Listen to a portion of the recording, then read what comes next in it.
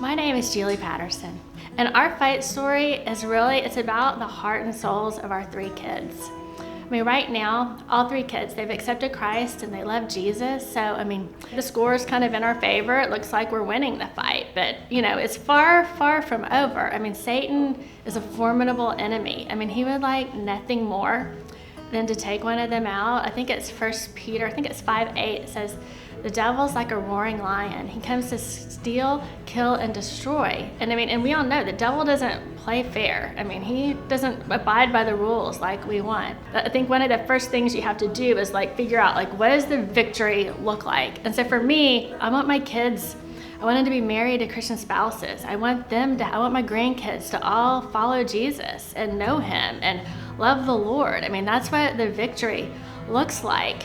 And so you're like, okay, what do we have to do to get there? We do our part by keeping Jesus the center of our home. I mean, I guess in our ring, but I just worry when they're outside of the ring, how we do that. Some of the things that have been critical to, I think, our success in this fight so far have been the church. I mean, this church from the nursery to college. I mean, our oldest is in college now.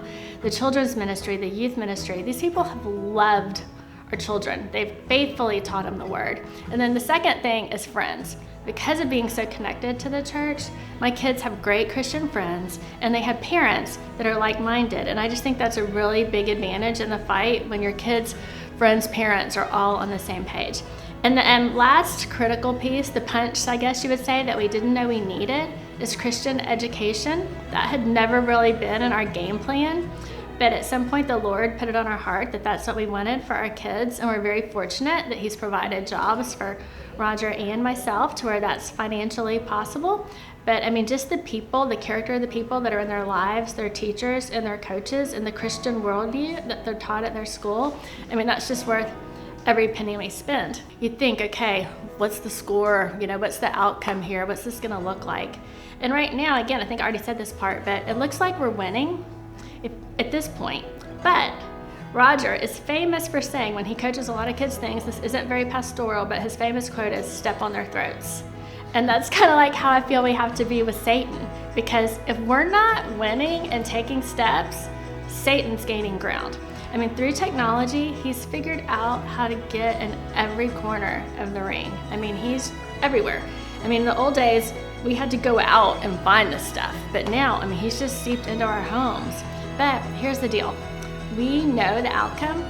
We know how the fight's gonna end. I mean, Jesus is victorious, and he has knocked out with the most important punch there is, with the cross. We know that that's the final outcome, and we just have to put our hope in him.